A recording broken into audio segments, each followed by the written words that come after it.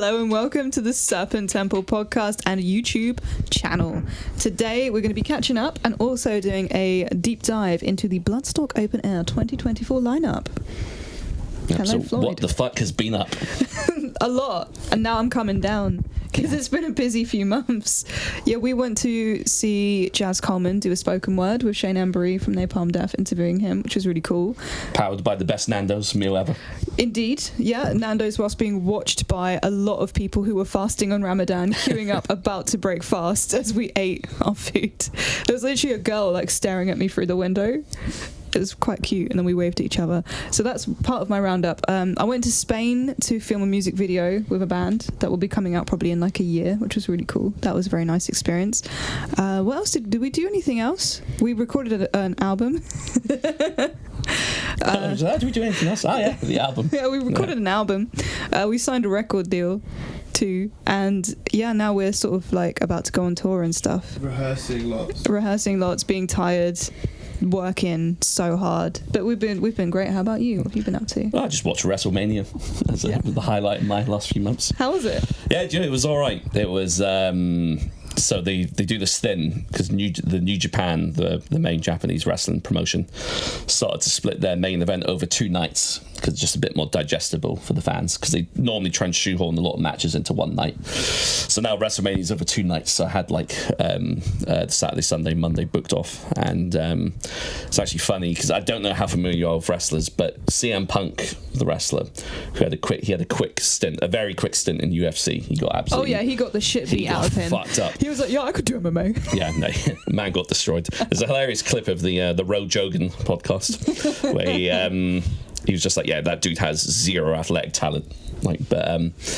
So he was with AEW, had a big fight backstage, and then showed up in WB a few months later. And AEW's response to this was they actually aired the kind of candid footage of the backstage fight on their show. So the wrestling world at the moment is just in flames. Wow. Oh, is this what that Rock thing was, where he's beating up the guy? So Rock was also back because he is involved in what's called the Bloodline storyline. So Roman Reigns, who's the main, well, no, not the main babyface, he's actually a heel, but he was the face of the company, somebody they put a lot of effort and time into pushing. He is related to The Rock, so distantly. So The Rock has come in to help bolster kind of the Bloodline feud, because I think it's going to eventually lead to a Samoan civil war, essentially. Wow. Damn. A kayfabe one, not a real one. A real one. Yeah. Whoa, the Samoan civil war in 2024. Yeah. Jesus Christ. But Cody Rhodes, who's also another former AEW guy, that he was one of the guys who started AEW. He defected back to WB. He's now the main champion, so he took the belt off Roman Reigns. So they're both taking time off. Roman and The Rock are both taking time off, and they're going to come back and probably run some big feuds. But yeah, it was fine. It's the first WrestleMania I've watched live in a few years, because normally it's just really arduous. It's 2 nights and it's about 10 hours of content. It's just and we get in the UK, we get screwed over because it starts at 1 a.m. for us. So, but actually this year, I think, because the clocks haven't changed yet in the States, so it actually started at 12. Oh, that's cool. But it still finished at 4:30 in the morning. Both nights, so. The next day, 2 nights in a row is a lot. You must have been hungover afterwards. Surely. It's brutal. Yeah. It's one of those things. I remember being a kid, and Shem probably remembers this when we used to watch wrestling back in the days. I used to stay up on Sunday night to watch pay-per-views and just roll into school the next morning. That was fine. I could handle it. But these days, nah. Just no chance in hell. One night and you're out. Yeah, I remember I used to go to music festivals and just not sleep until the Monday. Yeah, I remember that was a real big thing. Just staying up all night at festivals, and it would just be like water off a duck's back. Yeah. But now the duck is fucked. That's fucked. Speaking of wrestling and physical prowess, have you finished Physical 100? No, I haven't. So have you finished it? Yeah. Yeah, it's a good finale. I've heard that through someone else that watches it, that the challenges this year are a bit more tailored towards kind of the guys, that that a lot of the women got eliminated quite early. I don't know, because I feel like last year they also had like really guy-oriented challenges, because there was like the strength challenge was literally holding a 50-kilo boulder on your back. Yeah, and the girl was like 50 kg, so it was just like... Is it literally like a huge rock on your back for like, and they were like, the guys were going for like hours. It was crazy. So I don't know about that. I think actually my personal view is that this year, especially like the team challenges, were pretty good. Yeah. Like, because there was I think more mixed, because like last year they also had like literally like a Greek ship that weighed 2 tons that they had to push. That was a great challenge. I really like that challenge. I like that too, the push challenge. This year's push challenge, have you got to the minecarts? No, I'm just about to start that task. So the last episode I've watched is when they just formed their teams. Right, yeah. No. It's quite good. It's a good watch. I felt like it went so quickly. Both seasons do. But yeah, I really enjoyed watching the challenges. I actually thought that the last challenges, because the last challenges, I don't want to spoil it too much, but they kind of go through all aspects of strength. Yeah. And like, I thought it was really cool. Yeah. There's one bit of the finale. Spoiler alert. Is it okay if I'm not gonna say exactly what happens? No. They have to do infinite deadlifts. Oh shit. And there's like a coal conveyor belt that fills up these silos, and like the way they do the deadlifts is that it's kind of like, it's almost like a Smith machine, but it's not. Like they kind of pick it up. Oh no, it's not deadlifts, it's squats, infinite squats they have to do. Yeah. And they like kind of put it on their shoulders and then they squat, but it's literally like 200 kg. Damn. At one point, and they're doing like 30 reps. Yeah, that's mad. So I guess if you're a lady, you can't fucking do that. No, yeah. I mean, I'm sure I know women who can, but it's not easy. Like I think, because a lot of the people that had survived that far weren't necessarily the strong men. Yeah. Yeah, or the power lifters. Yeah, because it's funny, because I remember in season 1, and by the way, for anybody that has no idea what we're talking about, this is a Korean fitness challenge, like reality show, where they get like people from all walks of like athletic life, like loads of like former Olympians, people, firefighters, people in like special forces, and they all compete in like physical challenges. It's to see. So good, and it's really entertaining. Yeah, but it's funny because I remember in season 1 when the first task, when they've got to try and hang on for the longest. Oh my god! Like the strong men lasted like 30 seconds. Like they were out. It's amazing. I was like, I'm not holding 140 kg up for longer than a minute.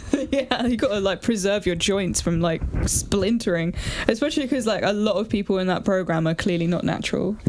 No, definitely not. Like there is some fucking juiced people. They're just so juiced. Nah. My favorite is Thanos. Yeah. He's cool, but if that dude pissed in the cup, like the cup would dissolve. Like it's fucking like there's no way that guy's natural. But it's still impressive. Yeah, I'm not knocking people that aren't natural, because there's still a hell of a lot of hard work and effort goes into it. Look, if I did steroids, I wouldn't look like that. I'd look the same. Yeah. I'd just probably be a little bit bigger, but not in an impressive way. Yeah, anyway, so that's Physical 100. But shall we look at the main event of this evening, which is to delve into the lineup of Bloodstock 2024? Let's do it. So we've done this before in the past. We did our Hellfest episode, which was a personal favourite of ours. So fun. Obviously, we won't be going to Hellfest this year, sadly. Unfortunately, unless someone wants to fly us, pay for us, put us up, give us tickets, and in which case we will, but not at this point. Yeah, and put us up in the same Airbnb we were in last year. Oh, that Airbnb was lush. I miss it, with like frogs chorusing in the background. What a great place. Yeah. Anyway, so should we start at the bottom or at the top? What it is, I will start on the Friday and run my way down. Sounds good. We've got the Friday headliner, which is a favourite amongst this podcast. Huge favourite. Opeth. Now, I don't know if you're aware, they're doing a fan voted set as well. I am so aware. Yeah. I hope Sorceress is on that set list. Imagine it would be. You'd vote for Sorceress, wouldn't you? I would so vote for Sorceress. In fact, I should probably go do that. I think they opened it up today. Oh, have they? I think so. I think I saw something vaguely. I'd love to see what poll of songs, because they'll have probably a pool of songs to pick from, right? I guess there's some that they just will be like too deep. Yeah. I don't know. Yeah. When? The song. Yeah. Oh, the song When. Yeah. I thought you were just saying when. No, when. When. I've never seen Face of Melinda live. That would be. I think I have seen it live. Oh, that'd be sick. I'd like to see that. Yeah. Baying of the Hounds. Yeah. Lotus Eater. Bleak. I mean, anything off of Black. Patterns in the Ivy. Yeah. God damn. I'm already getting sad in a good way. I love Opeth, man. I need to go into Opeth again. It would be funny if like loads of people just banded together and just voted all the tracks off like something like Your Arms, Your Hearse or something. Just all the like intermediary tracks where it's just like an instrumental loop or something. yeah. The whole set is that. Anyway, apart from Opeth is one of Shem's favourite bands, Clutch. Yeah, I've never listened to Clutch. It's not for me. It's like happy trucker metal. Yeah. I've tried to like them. I think I would like them if I was in the right mood, and I think they'll probably go down really well at Bloodstock. I think they're a good band to have before Opeth, because you'll be like really high and like energy, high octane, and then you get real sad. So you have like a long way to fall into like the beautiful, still, deep waters of Opeth. Yeah. Yeah, they're meant to be really good live. Yeah, they are. I'm probably going to try and do a bit of delving into them beforehand, because I do think that I think it's a good booking. I mean, Clutch has been heavily requested at Bloodstock for years. They're one of those bands, like when they were announced, you're like, oh, it makes sense. It's about time this band was booked for this festival. Yeah. So they've done the download circuit multiple times. Like, I'm pretty sure I've seen Clutch regularly announced for download. I didn't realise they were bigger than Enslaved, though, because they are two bands above Enslaved. Oh, yeah, Clutch are big. I didn't realise. Even their logo's big. Yeah. Yeah, so that could be good. I need to listen to them. Yeah. Next up is Hatebreed. The Flame band. Oh, yeah. Geez. Yeah. It's I caught them at Hellfest when you guys were watching something else. Oh really? How are they? I think it was Hatebreed into a monomarth, but it was sick. I think it was the was not the Satisfaction as the Death of Desire tour, or was that the show? Is that, I think they're doing that anniversary show now. Or was it the Sound of... No, it was the Sound of Perseverance show they were doing at Hellfest. Ah, interesting. So, but yeah, it might just be a standard set here, but like a standard Hatebreed set is still going to be an amazing set. It's going to be a classic. That's such a cool series of bands to see next to each other. We've Enslaved before as well. It's like, I feel like Hatebreed and Clutch go really well together. Enslaved and Opeth really go well together, but I like that they've sort of staggered it a little bit. They've done a really good job of that, because that pit is like, when Hatebreed play at Bloodstock, like the pit goes off. Like it is nice. Like, and I think Bloodstock have done a good job of slowly but surely introducing like more hardcore, and metalcore into their lineups. Like Knocked Loose went down tremendously well last year. I loved seeing Knocked Loose last year. That was a great set. They're really good. Yeah, I had such fun. I had such a good time last year. And then after Hatebreed, we have obviously Enslaved, doing Enslaved. We all love Enslaved. Yeah, I mean, if you want to hear what we think about Enslaved, you can always watch the deep dive, the 20-hour episode that me and Shem covering all the albums. And then if you're like a real Enslaved fan, you'll watch the episode that never existed, that you and Shem recorded, that never, where play was never pressed. Out there is like a 2-hour ramble. That'd be good. That'd be like bang in the middle of the day, pretty much. It's a good time for it. Yeah. And then Rotting Christ will be great to sort of warm you up. Yeah. Rotting Christ are amazing. I love them. Shem just threw the horns unironically. I love Rotting Christ. They're so sick. They are really cool. This would be, I think, maybe even like the 4th or 5th time I've seen them at Bloodstock, but like they're such a good band. They always get such a good response. They look always so great. Cool as well. Yeah. They do. Isn't one of them like really like a nobleman or something? Sorry, I'm being racist. Septic Flesh are playing, and we'll get to Septic Flesh in a bit. We'll get to the nobleman. All right. Before them, we have Grand Magus. Oh, is it Magus? Is it Magus or Magus? Magus. Magus. Grand Magus. Majuli. Grand Magus. They're great bands. Classic. Yeah. I think them above Green Lung is a really interesting and cool choice. It's interesting that Green Lung's logo is like really big there, and then Grand Magus's logo is really small. I wonder if that's like a agent decision. Let's have a look at your lineup then.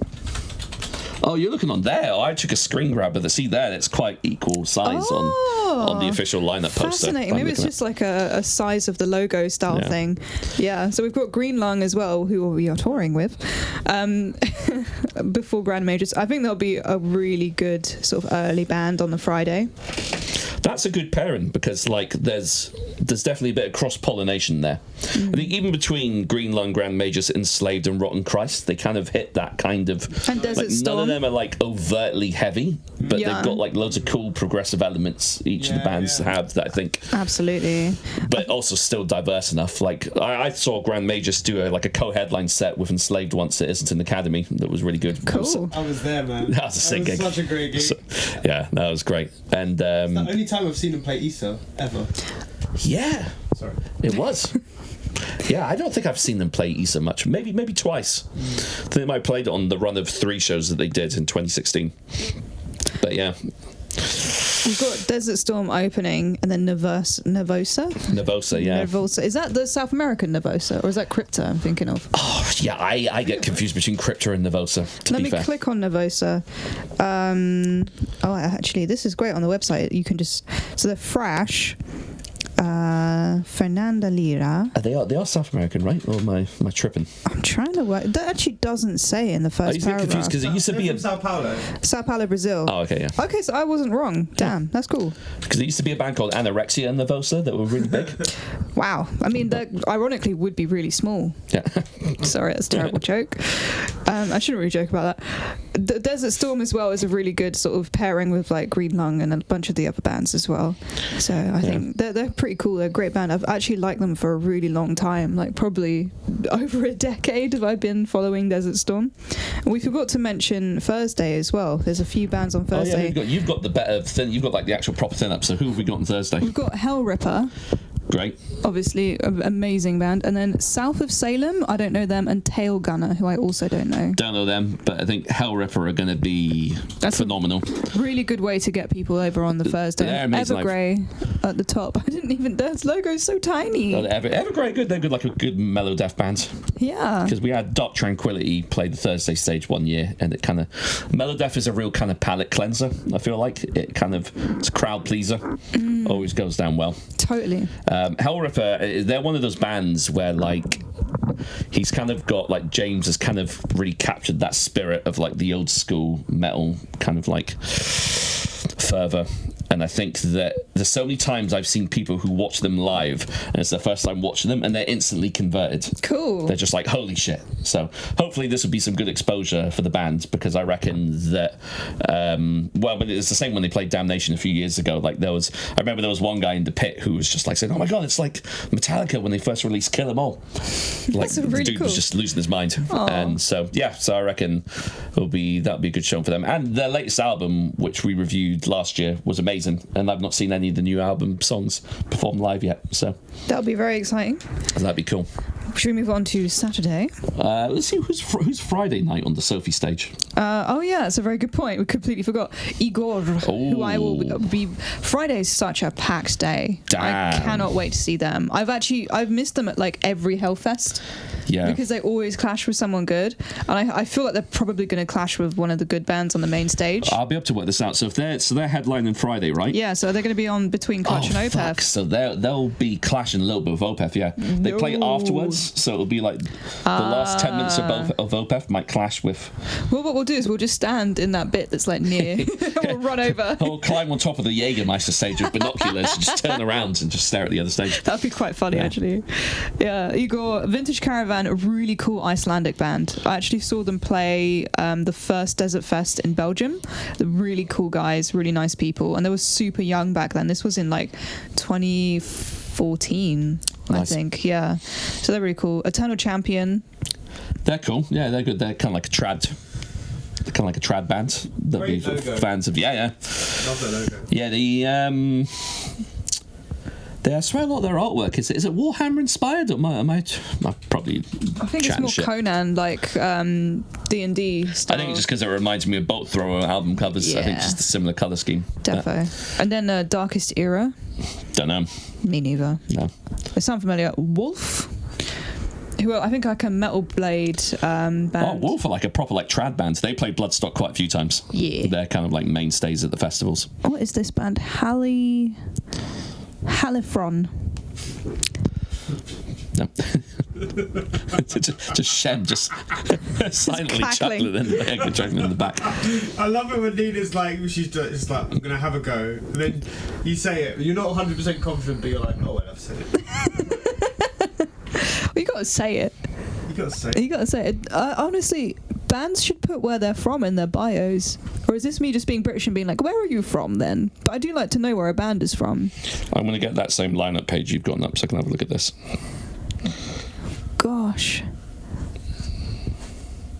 This band seems intriguing, but I don't know. I love the Pillars. Ex-members of God Dethroned. Oh, I love God Dethroned. Yeah, I they're thought Dutch so. band. Maybe they're Dutch. Bleeding Gods and Isegrim. They seem like a bunch of mates who are making cool music, but they have a song about. Yeah, they have some like quite dark lyrical themes, including one about a cult leader. Good. Okay. Well, maybe we'll check them out. And then we have. Okay, I don't even know what this. This logo is just a series of lines. Exist Immortal. Oh, okay. Yeah. I wonder if the members, some of them are related because they look really similar. The three guys in the middle. Be funny if they're not. They do look really similar though, for real. Anyway, Five Priests, progressive metalcore band from the southeast of England. That's cool. They'll probably be really good. Oh, I could finally scroll down. I wasn't able to scroll down. Okay, yeah, cool. Yeah. Yeah, I'm at this. Yeah. And then Death Collector, who recently toured with Damim, who we share a drummer with. So they'll be fantastic. They had a really cool merch shirt for that tour that looked really good. Then we've got Burner, who are like kind of hyped, doing really well at the moment. Yeah, one of the doing members mad well. is Yeah, quite a few of my friends have opened for them. Cool. So they're really cool guys, putting a really good show. Church Road, isn't it? Oh Yeah. yeah, Church Road. There you go. One of the members is wearing the same Bolt Thrower shirt that I have, which is the Spearhead one. Sick. It's such a good shirt. So they're definitely going to be good. And then Hexan. Is it Hexan or Haxan? Haxan. They look really good. White Noise Welsh Rock Trio. Cool. I've seen their logos on a bunch of stuff and I've been meaning to check them out for a long time. Yeah, name's familiar. Yeah. So now we can go to Saturday. Right, so we've got the headliner, Architects. I've never listened to them. Yeah, do you know what? It's like, I think I've said this to a few of my friends that are fans of that kind of like second wave. Well, technically it's the third wave of metalcore. Like, so much of it I've never really bothered to listen to, like bands like Parkwave, Architects, and is that the big one I'm thinking of? No, Whitechapel more deathcore. Oh, I think they toured together. Whitechapel like almost OG deathcore as well. Yeah. They've been kicking about for years. More bands I just haven't listened to. But like, I've always heard that they put on a great show. But I've always heard good things about the band, but I just don't know. I've never listened to them. Is that right? Me neither. So that's our review of Architects. And then we've got Malevolence. Same story for me. They're good. So I have seen Malevolence live a few times, and they put on a really good show. They the crowd will be active for that one anyway. It's kind of like they've kind of got that kind of similar thing with Hatebreed, where like enough of the riffs are infectious and groovy enough that just kind of really appeal to anyone who I think is a fan of heavy music. Cool. And then we've got Whitechapel, same deal. I've never listened to. Yeah, Whitechapel, great. What I like about Whitechapel is they've deviated a bit from the deathcore template as their careers kind of went on a bit, so they haven't just stagnated and stayed the same. Like some of their later albums have like clean vocals and a bit more experimental and stuff, and they are actually really good live. There's a few times where they played Bloodstock in the past, which I think was probably a bit too early for them, because deathcore used to go down like a wet fart at Bloodstock and no one used to be into it, because when it was more known as like a traditionally power metal and like trad heavy metal festival. Whereas like now that they've kind of shifted the demographic a little bit, like I think Whitechapel, this would probably be their best show at Bloodstock. I saw them support Fit for an Autopsy last year, and they were really good. Cool. Like so. Well, I hope they do well. And Phil Bozeman, the vocalist, is one of the better deathcore vocalists. He gets some really cool and unique like guttural tones out of his voice. Nice. You know what? There's not a lot of doom on this lineup. Do you want to set that into the... There's not a lot of doom on this lineup. Is there not? We've got Green Lung, we've got Grand Magus, we've got Desert Storm, we've got Vintage Caravan, which is like somewhat adjacent. I think Haxan are adjacent. Asmodel? No, I don't know. I've never listened to them. Who else is doom? Yeah, there's not much doom. It's mostly sort of death metal. Quite a bit of death this year. Not much black metal, but then who needs black metal? Got Cosmic Void for that. Yeah. After Whitechapel, we've got Deicide, which is a band I have listened to. Yeah, I mean, legendary band in the scene. I've never seen them live. They're one of the last kind of like big death metal bands that I've never caught. There was the whole thing with the album artwork on the latest album, wasn't it? Oh yeah. But it turns out it's not AI. They just thought it looked AI. Yeah, so. interesting. That's I thought Kerry King. Oh shit, that was Kerry King, wasn't it? Yeah. But Deicide's not an AI. Deicide is AI. Deicide is AI. Okay. I thought Deicide wasn't. Oh, I don't know. Doesn't matter anymore. Who cares? Oh, at least Shem's here to fact check us. And then after that, we've got Unleash the Archers. Are they one of those? Are they a comedy band? No, I love Unleash the Archers. Power metal. I'm thinking of Raised by Owls, who are they're also kinda on like the same lineup. a mixture of like a power trad, but a little bit of melodic death metal as well. Okay. So they're really good. They're really, really good musicianship. So if you're a fan of like really virtuosic like music, I sure am. So I love them. I think their songs and their vocal hooks and everything about the band is super catchy, and I love their work. It's a bit of a meme or a bit of a thing in my group chat where everyone kind of. I actually said like, "Oh, is anybody else watching Unleash the Archers?" Because we were listening like the bands we're looking forward to seeing, and they all thought it was a bit. And I was like, no, I legitimately am looking forward to seeing the band. But just got to remind them every now and again that I listen to shit other than death metal and beatdown music. The band underneath them is called Forbidden. Yeah, legendary thrash band. Formed in 1985 as Forbidden Evil. Should be good. Never seen Forbidden live, so that'd be another one off the bucket list. I think their promo picture was taken in a hotel. It's like a hotel lobby. Oh, it does kind of look a bit like that, isn't it? Yeah, looks like a nice hotel though. I'd go there. That looks very cool. And then Crypta, who are from South America.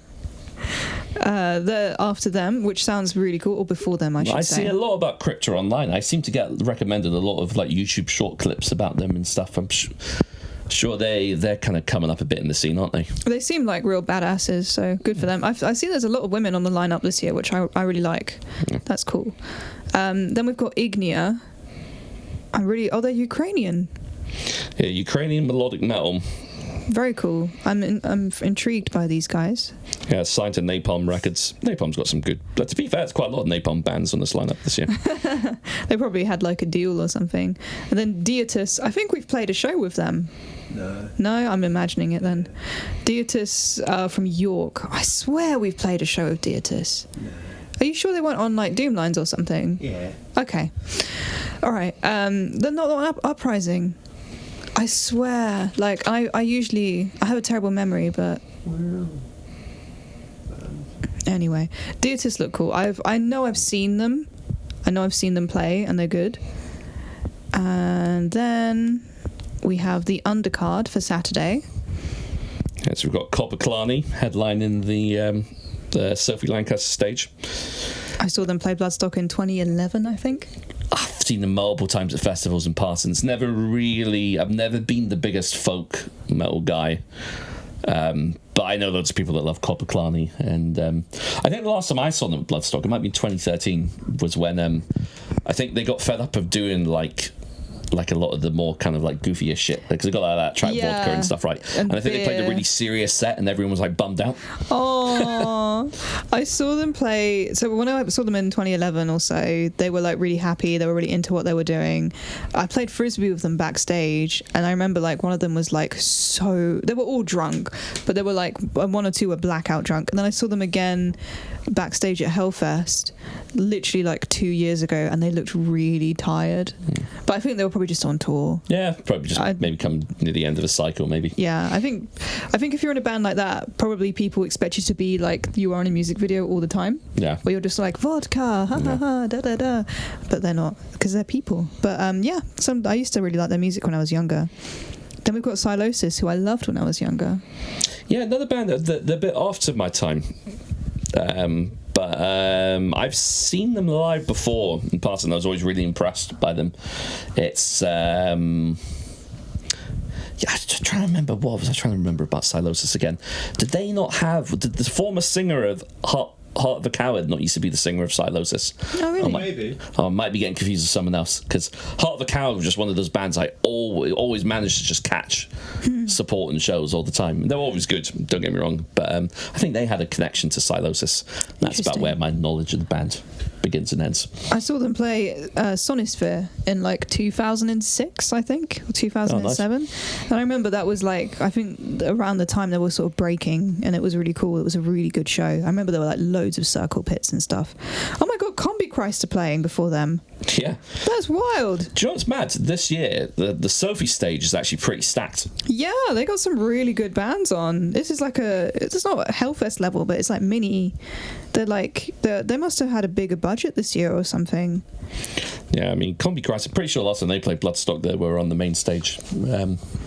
You've listened to them before, right? I've never been a big Combi Christ guy. I used to listen to them a lot when I was a teenager. Their lyrics are like quite misogynistic when I listen back to them now. They have literally quite a lot of songs about like doing terrible things to women.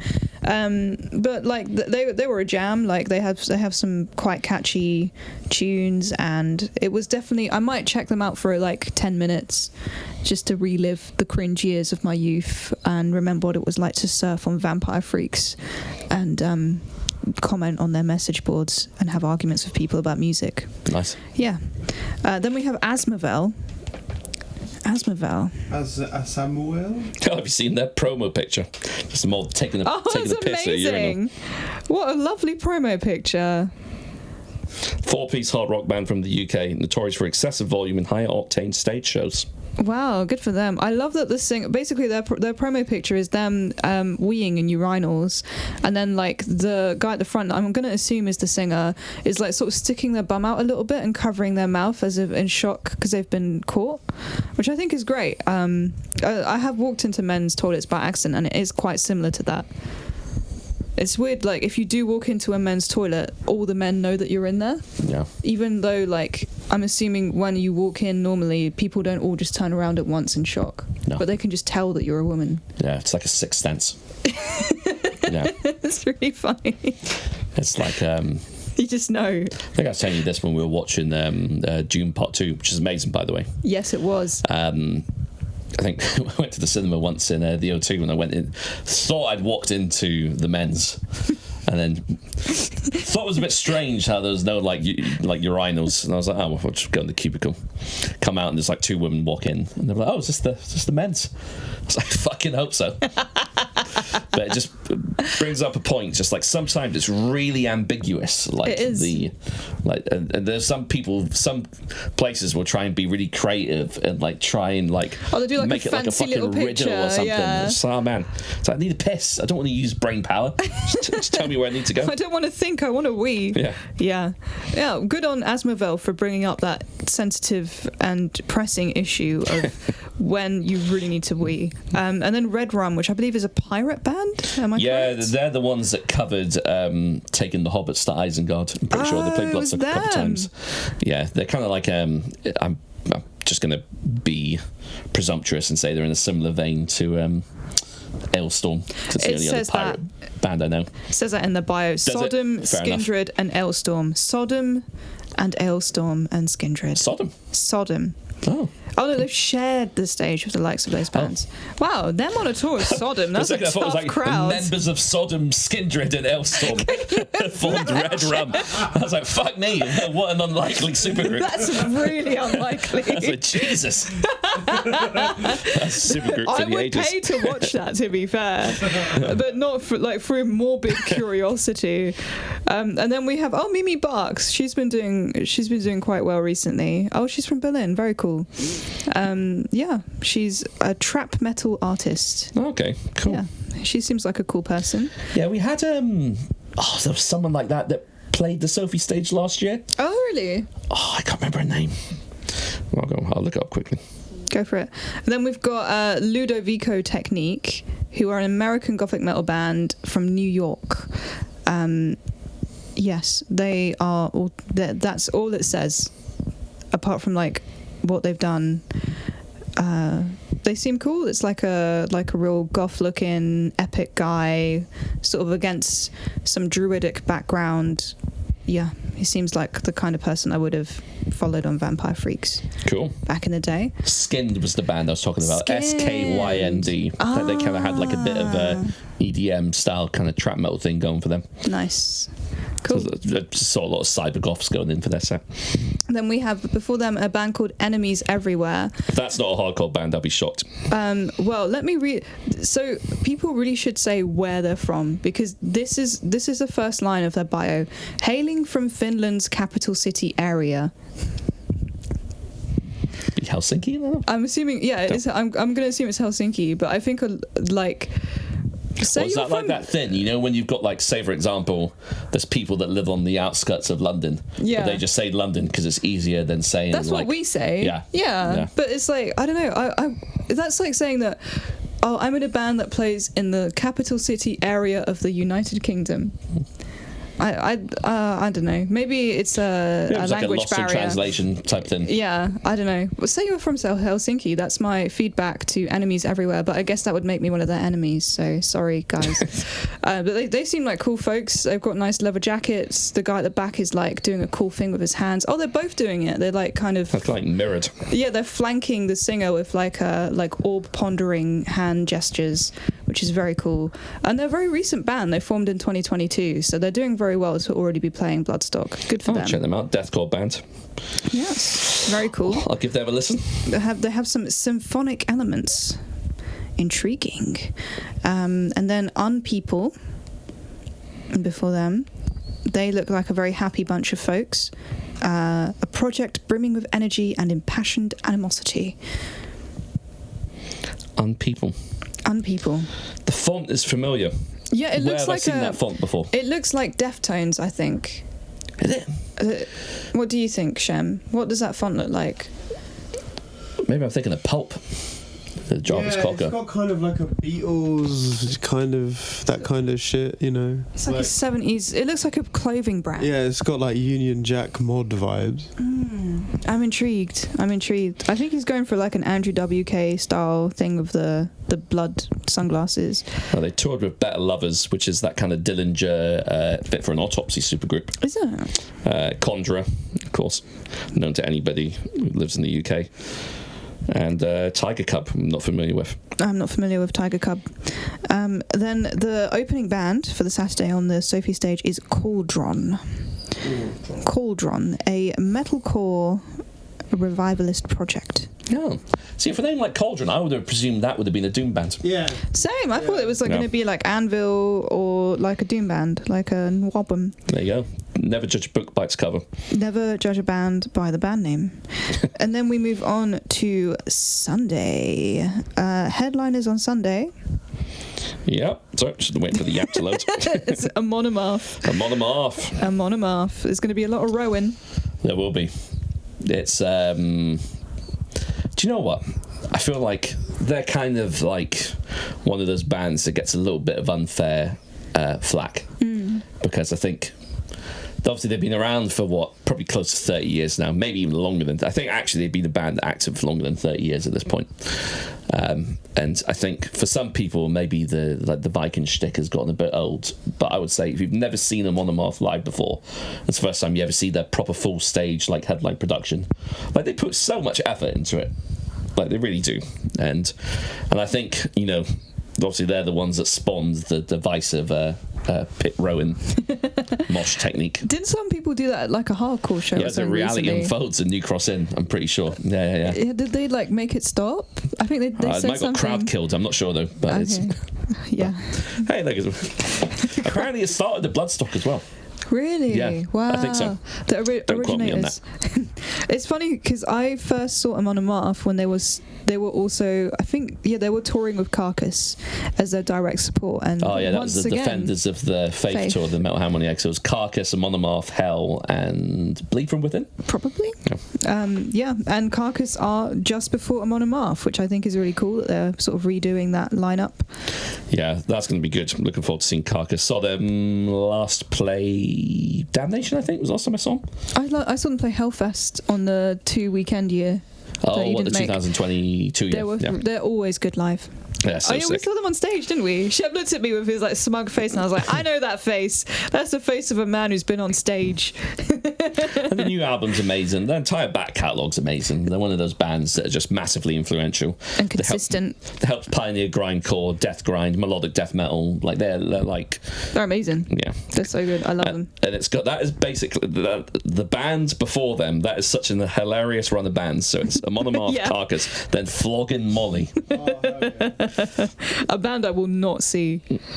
I don't know why. I can't take. I think it's one of those things where I think I knew someone like 15 years ago that really liked them, and it made me not like them. Do you have bands like that? They're probably really nice people. Iron Maiden were always a bit like one of those bands for me. Really? I see like a lot of Iron Maiden shirts. And I'd be like, no, it's too mainstream. Did they do the Bear and the Maiden Fair? The Game of Thrones. It was that a different band. It's like an Irish. But Flogging Molly? Maybe it's not Flogging Molly then. I don't know. Judging by your facial Yeah, no, expression, I mean, I've got to be it fair, I very don't know wrong. a single Flogging Molly song. I'm sure I've heard one in the background before, but you know, I like it because Bloodstock have done this a couple times where they've Yeah. taken like a punt on the band that's a bit more left field. They did it with Mr. Big one year, and a few other bands that I think that are a bit more from like an adjacent but slightly different realm of guitar-based music. You know what? I'll probably like walk past them playing on stage, not know who they are, and be like, "Wow, who is this band? They're amazing." So I'm ready to have my mind blown by Flogging Molly. Nice. Yes, and then we have the Night Flight Orchestra. Yeah, they had a really well-received headline set in the Sophie stage a couple years back. Oh, really? It's like 2021 or 22, I can't remember. But yeah, they do like a conga line, and it's kind of like a party kind of vibe. I think one of the members died recently, because they share some members with Soilwork. I believe so. Their bio is incredible. I just want to read a paragraph of this. Richard Larson is a ladies' man. He drives a Jaguar and has one brown and one green eye, and has once described himself as a semi-psychopath from the south of Sweden. Apart from those qualities, he's also a keyboard wizard with a silver-haired chest that he's very fond of exposing. And it just continues, like every Jonas Jonas Kelsbeck is the madman drummer. He's entered drum solo competitions in Tokyo so drunk he could barely walk but still won. He ruptured his spleen in Cyprus. He has experienced dirty living in Greenland, and he has played drums. Yeah, that's crazy. What a bio. They put on a really good show from what I've heard. So they're definitely a bit more kind of like tongue-in-cheek and like to have a laugh. So I can see that going down really well on the main stage. They've said that last summer their singer was cheating with a metal band at Bloodstock and came home with a new model army tattoo. This time he's decided to get a full body tweed tattoo. Nice. Good for him. Someone had a lot of fun with that bio. Yeah, I guess they were really hyped to be playing Bloodstock. It's really weird. It's really strange.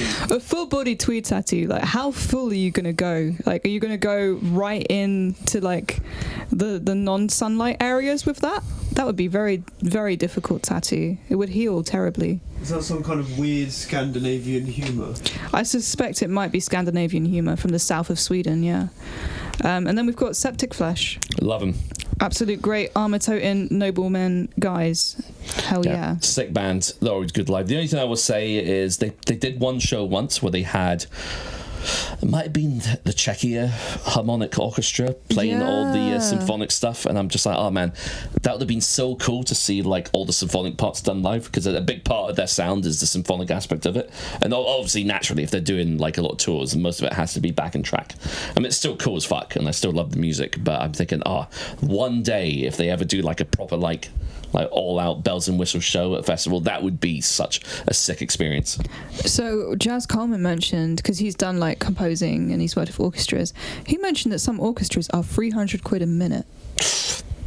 Damn. Imagine that. No. I wish I could charge like that. That's crazy. That's like more than a lot of things. I'd hire them, but to do the Napalm Death song "You Suffer." So it's like 10 seconds. Yeah, so you only like pay them like 50 quid. yeah. There you guys. That would be a really interesting. I'd actually really love to see that. Imagine practicing that. Being the guy with the sticks. Just like a 50-man orchestra just playing like 3 notes. Amazing. And the conductor going utterly mental for a few seconds. That's great. And then after them we have Beast in Black. Yeah, they're quite a popular power metal band. Nice. The vocalist has got some serious pipes. Gotta love some serious pipes. A couple of their tracks are good. Yeah, they've got a lot of bio. That's great. They're like clearly have a lot going on. Yeah, their first year at Bloodstock as well, I think. So really? I think it's good that they've put in a couple more power metal bands again, because for a couple of years is a little bit, even considering they started off as a power metal festival, it was a bit underrepresented some year. Obviously last year we were meant to get Halloween before they pulled out, which was devastating for me. But I'm so sorry, but they're playing soon, right? No, they're not. No. That's Blind Guardian. No, Blind Guardian playing this weekend, which is going to be amazing. Hell yeah. Kentish Town. I love Blind Guardian. Didn't I get you into Blind Guardian, Sham? Yeah, they're so good. They are sick. Loved watching them at Hellfest. And then we have Lowen. Am I pronouncing that correctly? I believe so. That's how I would pronounce it. Nice. And yes, well, so do they still have the former OPEF members in there? Because it's what's his name, Lopez, right? Yeah, it's Martin Lopez. Martin Lopez, yeah. Are they on good terms? Well, they're playing Sunday, so probably OPEF will probably be gone by then. I wonder if that was part of the agreement. I don't know. Well, that's like in 2014 you had Down playing the Friday, so you had Phil Anselmo there, and then Vinnie Paul was playing Hell Yeah on the Saturday night. Yeah. So obviously they didn't actually cross paths. But they could have. But they were both technically part of the same festival. So if they're not on good terms, and there's 2 days removed, so. But yeah. I don't know. It wasn't an acrimonious split, wasn't it? I don't know. I have no idea. I always ask. But some of them are pretty good. I've listened to a couple of their tracks. They're quite. Yeah. I think they were meant to play a couple of years back and they pulled out. Or that might have been the pandemic year. I can't remember. But I could see them going down pretty well. Then we have Cultura Tres. Never heard of them. Me neither. They are a DIY powerhouse that has gained the respect of the South American sludge doom scene. So it's very cool that they're getting a platform. Cool. And that's on the main stage, is it? I believe so. So they probably do have a following that we just aren't aware of. Oh, it's the bass player of Sepultura. Oh, it's the bass player of Sepultura. Okay. There we go. And then we have... there you go. That makes sense. Before them, we have Raised by Owls. Yeah, they're like the comedy band. I think they're the ones that have got a song about Ainsley Harriott, that whole meme when he's smoking his meat or rubbing his meat.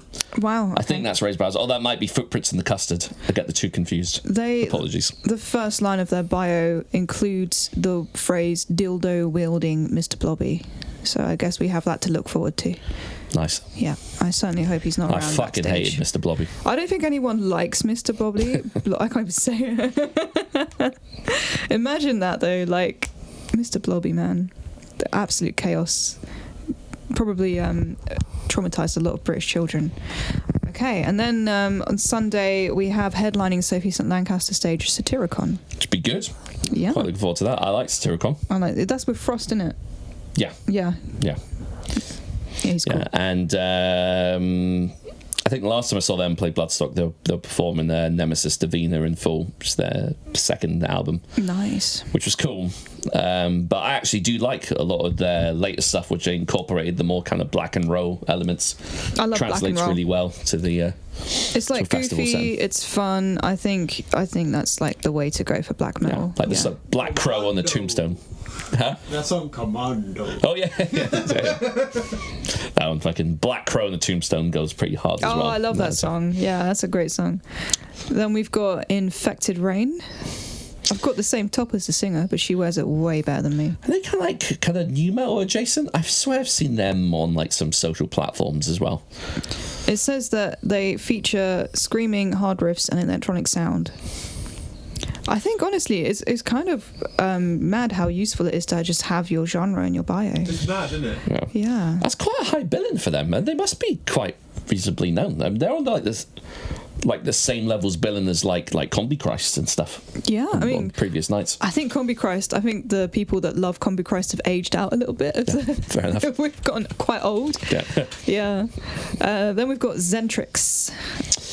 Yeah, I think everybody will be watching that for the classic. They do a cover of the Ghostbusters theme. Oh, is it? Yeah. Nice. But, I mean, they are legitimately a good band as well. I don't think there's many of the original members left. Oh no, maybe it is all the original members and a new singer, or either the original singer and all new members. It's one of the others. They have 7 albums. Yeah, well, they had like a bit of a revival in like the mid 2010s, from what I remember. Their last one was mixed by Andy Sneap. Oh, there you go. Very cool. But good if you like thrash. Good old UK thrash band. Then I think we've got a good billing of Sadus. Yeah, another great thrash band. Yeah, a good pairing there. And then Encore, who I do not know. Who is Encore? Let us click on this. Oh, they look young. Alternative metal from Catalonia, Spain. Oh, wow, nice. Oh, look, it said their genre and where they're from. That's cool. I like that. Big points. Very nice. 2003. How old were they in 2003? They look like they're 20 in this. Well, 2003, that was 21 years ago now. Bloody hell. Were they like born into the band? It's crazy. Wow. Well, I need to know their skincare routine. Maybe that's a really old picture. Maybe that was taken in 2003. And that guy on the left is really leaning into that grunge aesthetic, isn't he? That is. Honestly, seeing all the baggy pants at the moment is really weird for me. I can't believe that's like a thing now. Then we've got Grove Street from Southampton, blending hardcore. And thrash. And no, Grove Street, they're good. Nice. Yeah, they could do like a kitchen sink TV series to promote their next album, because it sounds like something you'd watch after school, like Biker Grove. Biker Grove Street, yeah. Biker Grove, Coronation Street. Oh my god, they should do a Biker Grove cover. That'd be cool. And then we've got Ryujin, Samurai Metal. I really hope they're from Japan. We're about to find out. Oh no, they're some kind of East Asian at the very least. They've had guest features from Matthew Heafy, which is pretty cool. Yeah. He's half Japanese, isn't he? Yeah, he is. I certainly hope so. Because I think the last Trivium album was like Japanese themed. We had an album called Shogun once as well, but I'm like more than like 99% sure that he is at least partially Japanese. This is interesting. They have like their influences are from ancient orchestra like Gagaku, which I'm definitely saying wrong, to modern anime themes. So it sounds like it's going to be quite interesting. And they have like shamisen and dragon flute and erhu, which is one of my favorite instruments. Very, very cool. I'm actually going to check these guys out for sure. Oh, well, worth checking out. Yeah. I just want to say Grove Street. I wonder if they're actually named after, because Grove Street is the name of the gang in GTA San Andreas. It? No way. Yeah. Don't know if it's maybe a Grove Street in Southampton or GTA themed band. They used to be called Grove Street Families. Oh yeah, they did. Their name. Yeah. Then we've got Ozaya. Ozaya, extreme metal music melting pot from the northeast of England. They transcend the deathcore label with the most torturous barrage of filth. Cool. Nice. Sounds like something the Tories would pump into the seas of the UK. In a good way. That's a compliment, I guess, but not towards the Tories. Then we have Awake by Design. ABD. ABD. What is that? What you doing on Saturday night? I'm going to be ABD, babe. Awake by Design. Thrilling the UK metal scene with a unique blend of melodic metal for over a decade, so they will probably be very good. They are comparing themselves to Apocalyptica, Sonata Arctica, Leaves His Eyes, and My Dying Bride. So it's often compared to bands like Iron Maiden and Camelot. Nice. It's always a compliment. Yeah, cool. That looks like the Bloodstock lineup. It doesn't include the Jaeger stage bands.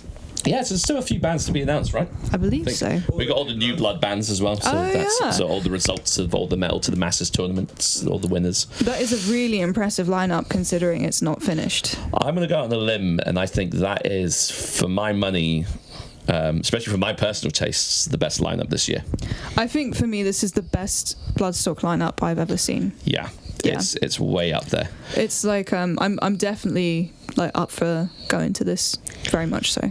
They've been on a bit of a streak. I mean, last year was great. I mean, that Meshuggah headline set was unreal. I mean, we'll get to Meshuggah in a bit anyway, because they're playing another festival we plan on covering very soon. They sure are. But it should be good. I'm actually really looking forward to the Opeth fan set. I think that could potentially be a highlight. I think one year, I can't remember what festival it was. It might have been Bloodstock, where Carcass were meant to do it once, and then at the last moment, it just became logistically too tricky. Yes, indeed. Yeah, I think Opeth, Enslaved, and Carcass just immediately, my money flew out of my wallet when I saw that. Rotten Christ, Hatebreed, Deicide.